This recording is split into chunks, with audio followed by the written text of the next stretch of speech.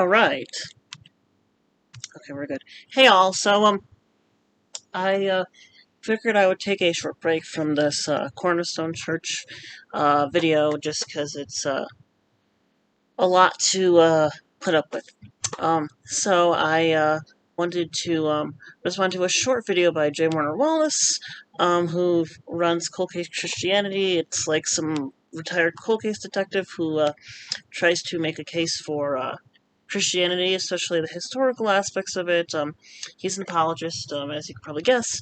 And his video is, let me just see, called Why I Rarely Share My Personal Testimony and Why You Shouldn't Be Quick to Share Yours. So, we're going to get into this as I prepare some cups to feed my flies and things like that. So let's do this. See what we got here.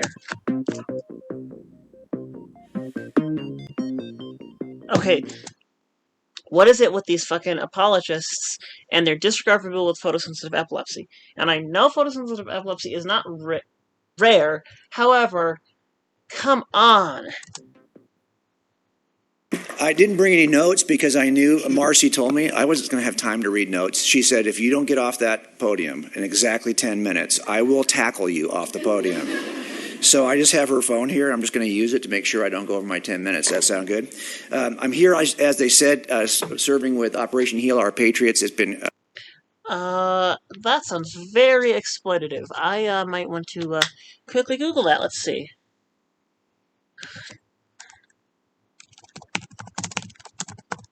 Oh boy. Samaritan. Oh boy. Let's see. Let's see what this is. Jesus Christ. Let's see. What? Yeah, it's some religious organization. Bear. Brower.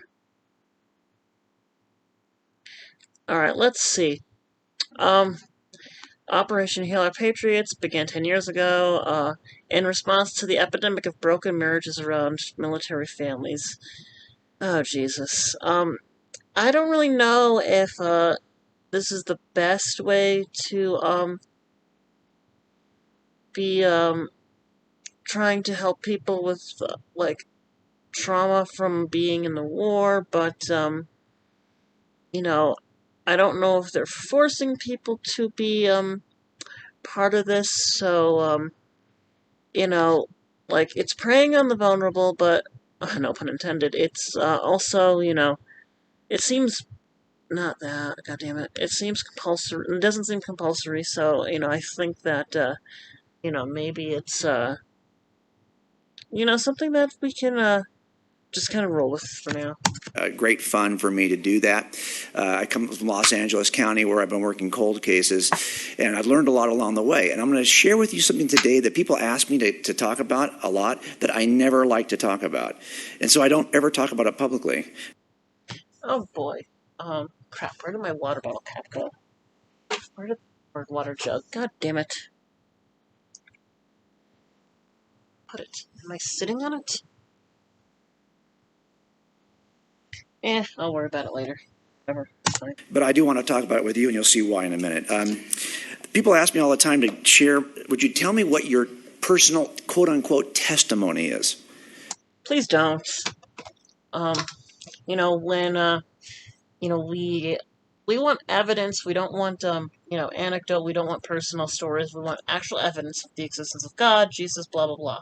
I would rather hear, not some silly story about how you, thought you saw some ghost or angel or some shit like that. I'd rather know sort of what's actually convincing to you. I, myself have had experiences that were, superficially, I don't want to say spiritual, but superficially, oh, here's the, jug cap, superficially, indicative of some sort of a higher being's presence, but, I can't always rely on the, I can't always rely on my brain for, actual, clarity on some of those things, and so I don't necessarily say, oh yeah, it was definitely, like, Holy Spirit or whatever else these people say it is. It could have just been, I was really stressed and my brain was... So I'm going to just tell you what my journey was. I was raised in Southern California, and in Los Angeles County, it is so dense from a population perspective that you could live your entire life there and really not come in contact with Christians. Rhode Island and Connecticut, well, I don't want to say are the exact same way. Let me think. What am I trying to say? I would say that, no, where I grew up, very populous states, not very religious states, but, Connecticut and Rhode Island, people aren't, like, overly open about their religion. If that's what he means, I'm almost certain that he's, encountered Christians throughout his childhood and stuff like that. He probably just didn't even realize those people were Christian, because people kind of in some of these areas aren't as, oh, we have to tell everybody we're Christian, blah blah blah. And that's the way I grew up. I didn't know any Christians. We were no Christians in our family. Okay, I'll grant you that. Not saying that like it's a bad thing. And, I really hope that. Oh crap! I really hope that this dude isn't, some. Sorry, I was trying to find something. I really hope this guy isn't particularly prejudiced against non-Christians, because, I know some Christians. I had a Christian say to me, our country is becoming less religious, but, that's not necessarily a bad thing. It's, just the way things are going. And these, some of these people are reasonable where they kind of understand that, their religious ideology is not the be-all, end-all of, existence and being a human. And so, I hope he's not heading down, something nefarious, but let's see. My dad's a very stubborn atheist, and I'm very... I mean, it depends on what you mean by stubborn, but, sure, I'll just grant it. Close to my dad. I've been doing the same work that he did. He was at our agency for 28 years. I followed him. I was there 25. My son's been there about 8. So we've been at the same agency for 58 years. And I just followed in his footsteps. Didn't know any Christians. Now, my wife was raised as more of a cultural Catholic, but she had no idea she didn't own a Bible. But when we started having kids, she said, should we bring our kids to church? I'm like, no. She says, well, we should at least expose them to this. I said, well, if you want. I would say, yeah, you probably should at least make your child aware of other world religions and cultures. I wouldn't say, you have to approach these other religions like they're correct or true, but I think you should at least make your kids fucking aware that there are people who believe all sorts of different things. Why wouldn't you? I'll be happy to go. My dad will go to church with you. He thinks it's a very useful delusion. He thinks it has useful principles for raising kids. I thought, okay, I'll do that too. I'd be happy to do that. So I went to church with her, and I sat in an evangelical church for the first time for anything other than a wedding or a funeral. And this pastor was clever enough to say that Jesus was the smartest man who ever lived. And I thought, well, I would definitely require some sort of evidence of that. First I need evidence that Jesus existed in the first place, but, how are we going to assess the IQ of a book character? Kind of strange thing to say, but, it is what it is. He even said that upon the teaching of Jesus of Nazareth, maybe in 1 or 2 sermons, all of Western civilization has been founded. What? All right, 1 second.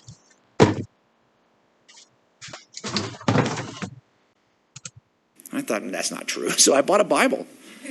I spent $6 on a Pew Bible. Okay. Okay. With inflation now, that's probably like $30, but I don't want to spend a lot of money on this. And I started to read through it to see if that was... I want to get the wisdom statement, the red words, the red letters of Jesus. What did he really say that was so darn smart? Couldn't tell you, man. And as I realized this, I said, as I'm reading through it, it struck me that it resembled the kinds of eyewitness accounts I worked, especially in cold cases. Um, yeah, I don't know what kinds of things you were investigating, but having been involved in police investigations, as far as not only being like the victim of crimes, but the like witnesses of in certain things, I would certainly hope the police in Los Angeles are being a little bit more thorough about how they assess, how they evaluate, I should say, eyewitness testimonies. I don't have access to the original eyewitnesses. Sometimes 35 years later, they're dead. Okay. I don't even have access to the people who wrote the reports about the original eyewitnesses.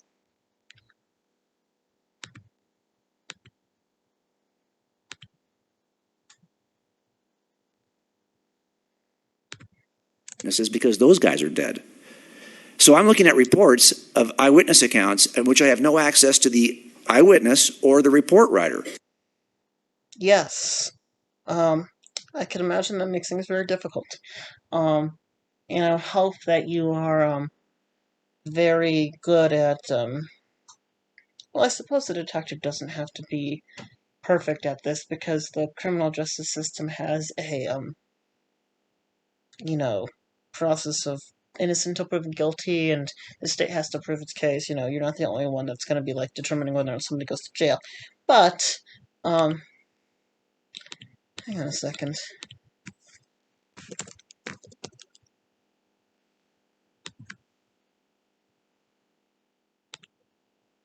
Okay.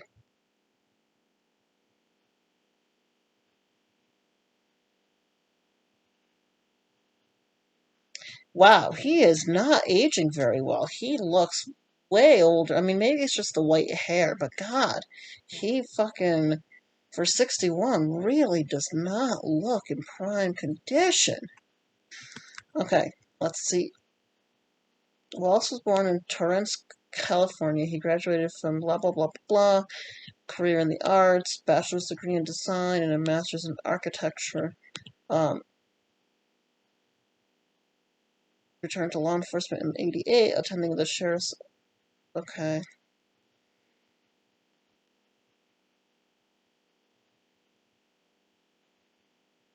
Okay.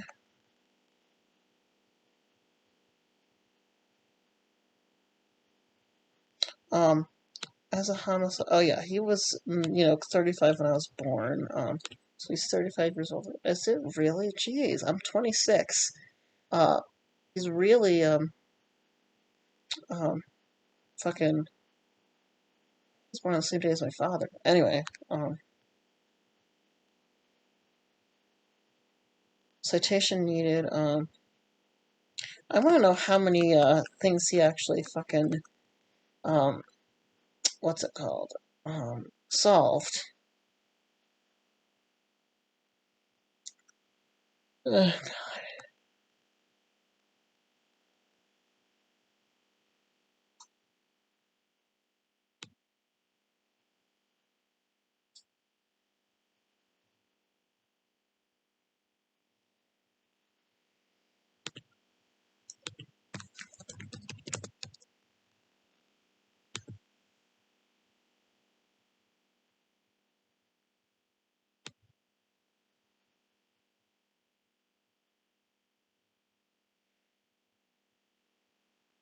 Yeah, I just want to know how many.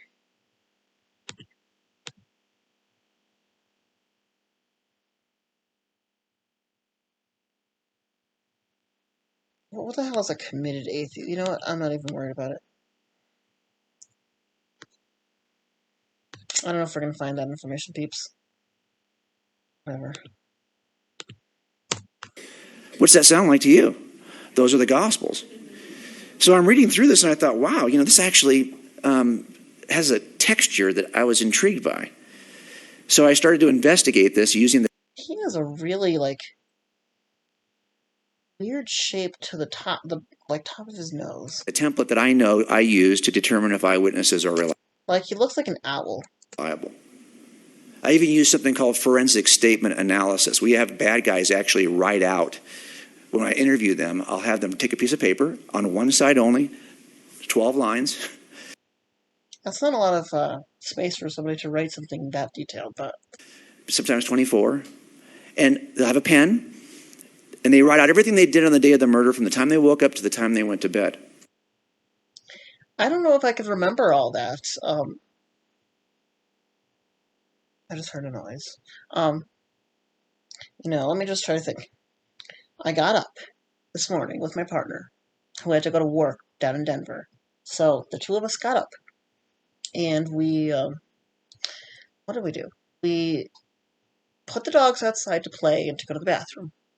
And I made a protein shake with some caffeine in it because I needed my caffeine, and I took my medications. Then we got my partner ready to go down to Denver for work and shit. And so my partner and one of the dogs left. And then I took a nap for about 45 minutes. And then I got up and put some caffeine liquid that I have in a chocolate plant-based milk thing that I drank. Um, and then what did I do? See, it was almost 1 by then. You know what? Never mind. I'm just wasting time. And I will analyze that looking for deception indicators. Interesting. I would like this guy could be doing so much more fun stuff, talking to us about like what the fuck a deception indicator in a written statement is. I mean, like, I challenge him to read my handwriting in the first place. It's terrible, but um, you know, he could be running workshops on how to do this sort of thing rather than arguing about Jesus. How they compress time, how they expand time, how they use pronouns. Compressing it. I mean, I guess although like I've heard that like if you like are talking about something and you're adding unnecessary detail, it could indicate that you're lying. And I do have to preface, take that idea with a grain of salt. Like if somebody is neurodivergent in any way, especially if they have ADHD, they're probably going to add all sorts of unnecessary details because that's how their mind works. You know, like I will tell a story, like, oh, now I remember I tidied up my room when I got up this morning, and I saw that a mantis of mine had laid an egg case, and just a little while ago, and just 10 other things, but just be wary. But back to the How they use tenses and verbs. And I'm looking for things, adjectives and adverbs are really important. I agree. Optional words are really important. And I'll use that process to determine if they're lying to me before we even have the interview. At least I'll know what I have to focus on in the interview. So I started to use forensic statement analysis on the Gospels to see if I could find the deception that I'm expecting to find. Um, so I wouldn't necessarily take that approach because writing a work of, I mean, there are two ways to approach this. One, writing a work of fiction is not the same thing as being deceptive. When you're being deceptive, you have the intention of people believing what you're saying is truth. If you're writing a piece of fiction, and I'm not saying the Bible was written intended to be a piece of fiction, but let's just pretend it is for a second. You're not going to find, if the writer is any good, any deception indicators. But also, the Bible could have been written by people who genuinely believe what they were writing to be true. And so, because they have the belief that what they're writing is truth, you're not going to see deception indicators because, in order to have a deception indicator, the person has to know that they're lying. They have to know that they're saying something that's not the case. In the end, I realize this is a reliable account. I would like a breakdown of that. I would like him to expand upon this. I mean, maybe he has a video where he expands upon this. I would hope. Maybe he has a book where he expands. I mean, I'll look into it later. Of Jesus of Nazareth. And it bothered me. But I found myself compelled to, and I was delighted to find that Jesus of Nazareth is an incredibly evidential person. Okay, I'll just grant that for now, but let's just, Jesus could have existed. It doesn't really say anything about the existence of God or, the veracity of the statements in the Bible. But let's just continue on and see what else he has to say. We are not asked to believe this blindly. You recognize that Jesus would go into towns and he would heal before he would herald. Ever notice that? I don't know what he means by that. You heal first, then you start preaching. Why? Because he said in John, if you don't believe the words that I just gave you, at least believe on the evidence of the miracles I worked in front of you. That evidence demonstrated, they attested to his divinity. I mean, I would still have a hard time relying on a book that's been, not only around for thousands of years, but translated tens of times at least, in all different languages by all different people, written by anonymous authors. I mean, like, even if the characters seem consistent, and, again, this is not a genetic fallacy, this is more of a, general concern about how much stock we put into this. That's an evidential approach. I want to read you something out of Luke chapter 7, starting in verse 28. John the Baptist sends his disciples to Jesus because John is now in captivity, he's in custody, and he wants to know, is Jesus the one? Oh, he wants to get married. No, I'm just kidding. So he sends his disciples to Jesus. And when the men had come to him, they said, John the Baptist has sent us to you, saying, are you the coming one? Or do we look for another? Imagine Jesus is listening to this from John. This is what I would have said. Really? John, my cousin, wants to know this? John, the guy who leapt in the womb when our mothers met? John, the one who baptized me and saw the Spirit of God descend on me at the baptism? That's the guy. He saw them. John, the one who sent all of you guys. I think the audio and the actual video are not perfectly synced in this. Guys, to me, you realize, by the way, all of your guys are with me now, okay? You three guys are coming from John are the last ones over there, okay? Everybody else is over here. This is the guy who wants to know if I'm the one? Now, answer me this. He really is leaning into that podium. Is he just, out of breath, having a hard time standing up? Or is this just him being, dramatic? Remember, when you're talking about as a detective, you're not just listening to what people say to you, but what they could say but don't. Okay. So I'm thinking, what could Jesus say in response to this? He could say, tell John he needs to pray about this. He needs to have a little more faith. That's not what he does. You know what he does, right? No. It says right here, at that very hour, he cured many of infirmities, afflictions, and evil spirits, and to many the fuck, evil spirit, you know what? I'm not even going to question it. Blind, he gave sight. Then he said, go back and tell John what you just saw. That's an evidentialist. The reason why I don't give my testimony typically is because when I ask people around the country, why are you a Christian? I wrote a book on this called Forensic Faith. I get the same two answers. The most popular answer in the country for why you are a Christian is, I was raised that way. Yes, that's a problem. That is the most popular answer. The second one, there's a big gap, is I've had an experience that demonstrated for me that Christianity is true. I would like to know more about that. And a lot of people accuse us of saying, you're just trying to explain it away, blah, blah, blah. No, I'm trying to first rule out things it could be, because the idea of an experience indicating Christianity, which is an extraordinary claim, and that being the indicator of Christianity's veracity versus, there was something that, snapped in your brain, you had imagery that, you didn't realize you had seen when you were young, and it's coming back from your subconscious because you had, a brain injury or some shit like that. You gotta rule that stuff out first. And none of these testimonies that I've heard, read, things like that, been aware of, rule those things out. And your experiences are different, right? There, you prayed a prayer that you saw an answer, you saw a miracle. I mean, I guess it depends. It depends on what you pray for, because you could pray for things that were going to happen anyway.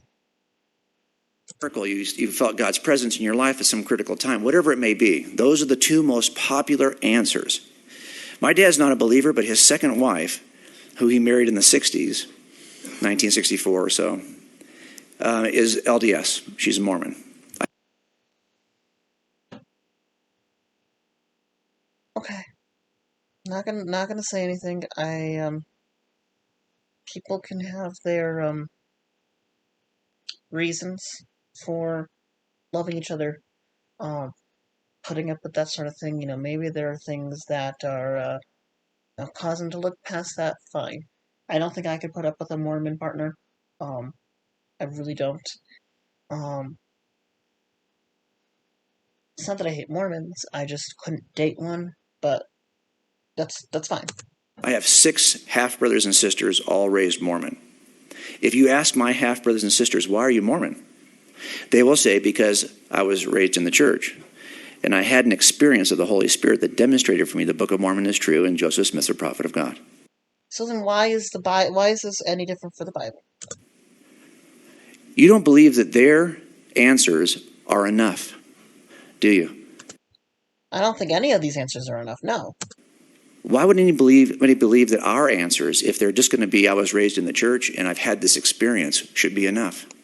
Like, he's making perfect sense here. I'm glad that he's acknowledging this because so many apologists don't. Like, they're. Give me a sec. Just give me a minute to witness. Oh, Jesus Christ. Yeah, I mean, like, just look at how to disarm. Like, I might respond to some of these things, but, like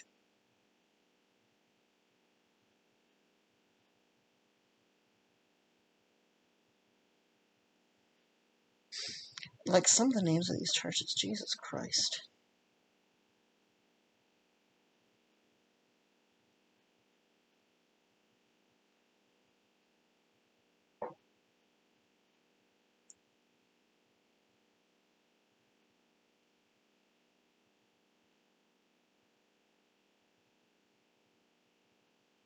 Oh, look at the dog. Oh, it's very comfort, but okay, Carthius, but that's a very cute dog. Which makes me even more concerned about the fact that he's Carthiusting. Please fucking stop driving while making videos, and especially don't be going live on TikTok and shit like that to talk about God, Jesus, whatever, while you're fucking driving. It's just not safe. And, like, especially when there's a cutesy little Bichon-y type dog. Oh, crap, didn't mean to do that. Fucking shit. Experiences are different, right? There, you pray to pray. 1964 or so, is LDS answers. If they're just going to be, I was raised in the church and I've had this experience.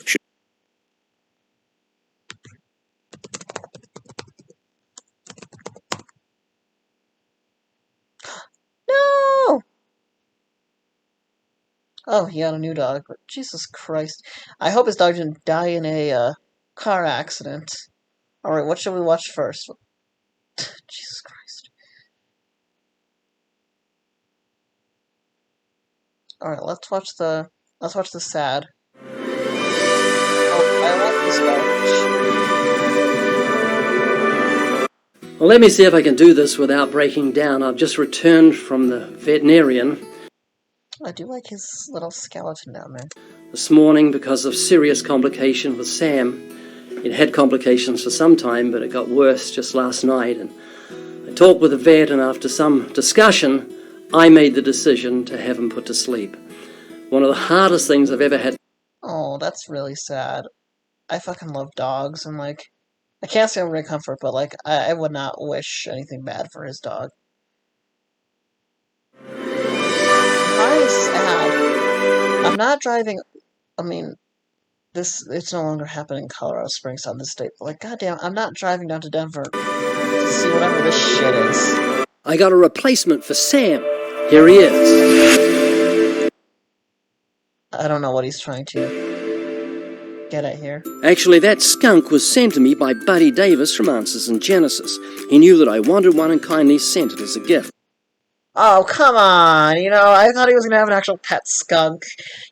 Okay, doesn't the Bible forbid having tattoos? You know what? Never mind. Skunks can make actually pretty good pets, and they're very cute. And by the way, thank you for all the cards that were sent after the passing of Sam. Pictures, the bouquet of flowers, the blanket, and the little sunglasses for the new puppy when she's big enough to go on the bike.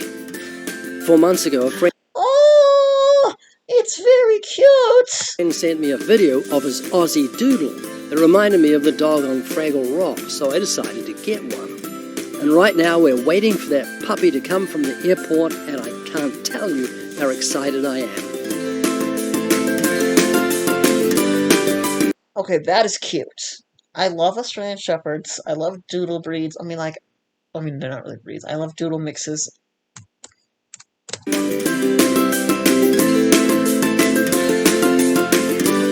That is just so fucking cute. Alright, I'm gonna go find Ray Comfort, steal his dog. No, I'm just kidding. But, oh my gosh, that is the cutest thing. It's a very calm puppy.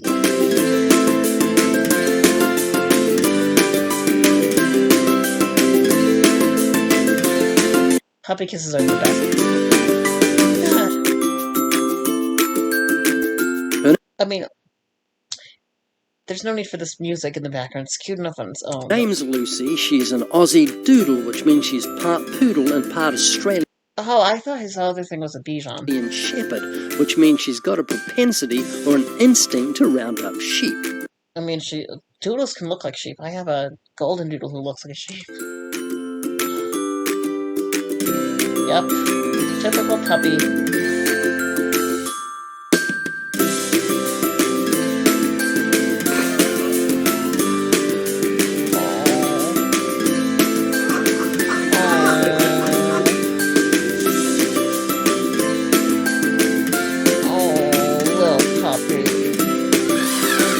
Visit the puppy.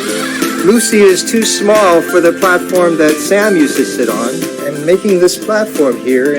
You do realize she's going to grow, right? And it's going to fit right where Sam used to sit, over here. She's not going to stay put. She's a fucking puppy. Oh. Oh, yeah. I mean, I wouldn't take a puppy on a motorcycle. Are you out of your mind?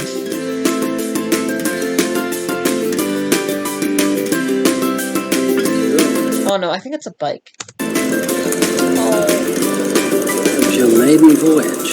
How was that, Lucy? There's Sam's glasses. God, oh God. Maybe one day.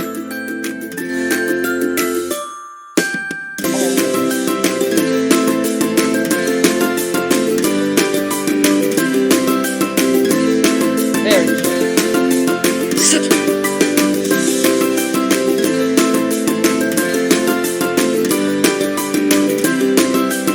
That's just adorable.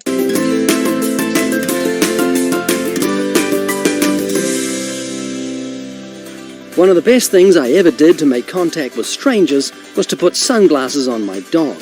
There's something disarming about someone who has a dog that wears sunglasses. Yeah, I'd say so. This young man's name was Daniel. He approached me and said, "Hey, I like your dog." And from there I was able to share the gospel with him. Same with these guys. I'd be way too focused on petting the dog, honestly, but that's just me. And these guys. Show us the puppy! Very, very sweet.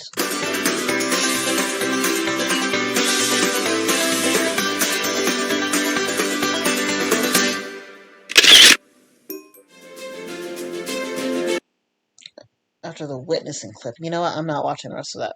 I'll deal with that later. Okay, where were we? Okay, we're back. Should be enough. I don't think Jesus intended it that way. That word testimony that we use all the time, that word testimony is used most often in the book of Acts, but it's never somebody telling another person what their experience with Jesus was, how Jesus changed their life. You show me where that is in the book of Acts. No, they're testifying about the resurrection as eyewitnesses of the resurrection. That's why they chose Matthias after Judas, because he was somebody who had seen Jesus from the baptism to the resurrection, Acts 1. So I was at a Boise event about 3 weeks ago, big campus event. We're showing the evidence for Christianity, and someone at the very back of the room raised their hand. She stood up. She said, okay, you told us all that evidence, but can you just share your testimony? And here's what I told her. I said, you know what? People ask me that all the time, and I'm just going to tell you right now, my testimony does not matter. I agree. I think that, this whole I have to witness to somebody is just ridiculous. And either is yours. Here's what matters. Is it true? And can I demonstrate that it's true? No, to both. By talking about the evidence for it. So, folks, as I leave you this morning, we've got young people in the church. We are hemorrhaging young people.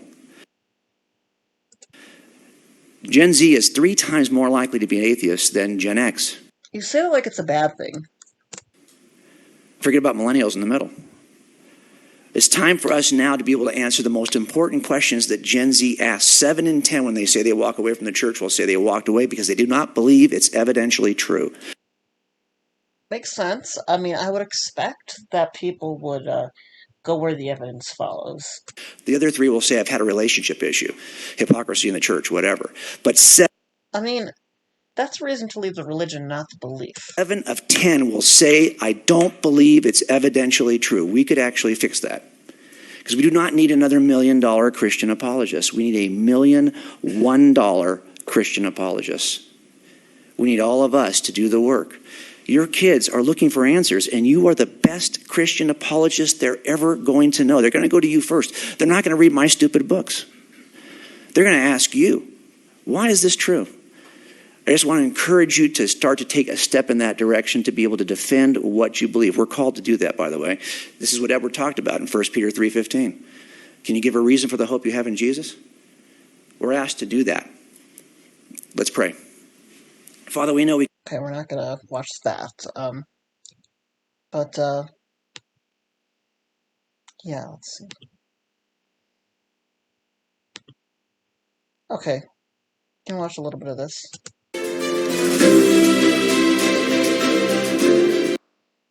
Oh boy. Do you think there's any evidence for God? No. What's your thoughts on the afterlife?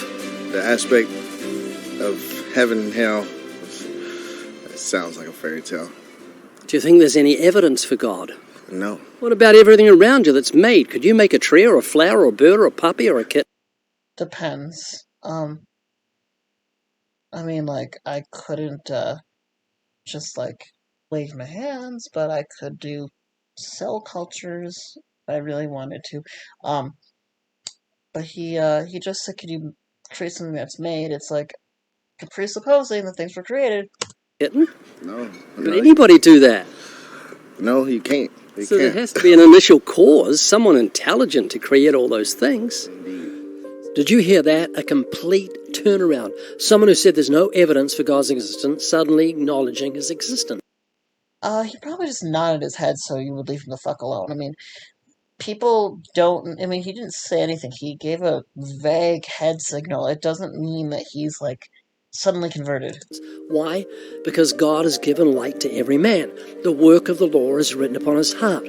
The invisible things of him from the creation of the world are Show us the doggy. clearly seen, being understood by things that are made. So it's evident that I'm dealing with a reasonable person. So what do you think God requires of you, Jack? Just do my best. Jesus was asked, what's the first and greatest commandment? He said this, you shall love the Lord your God with all your heart, with all your mind, with all your soul, and your strength. And then he said, and you shall love your neighbor as yourself. Alright, I'm just gonna find more dog stuff. This is getting on my nerves. No, I don't need to see... Whatever, let's see.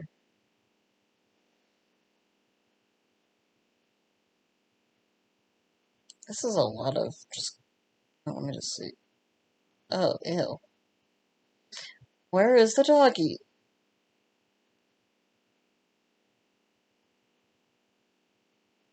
There's nothing about a dog after this. Didn't he say? Jesus Christ. Oh, sorry, an exciting announcement. Never mind.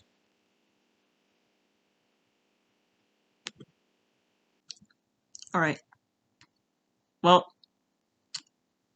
apologies for the rabbit hole. Although, it was a rabbit hole about a dog, so I'm not that sorry. That was JWW's Showcase Christianity, and, so, now that I've, done that, we will get back to our, Cornerstone Church stuff.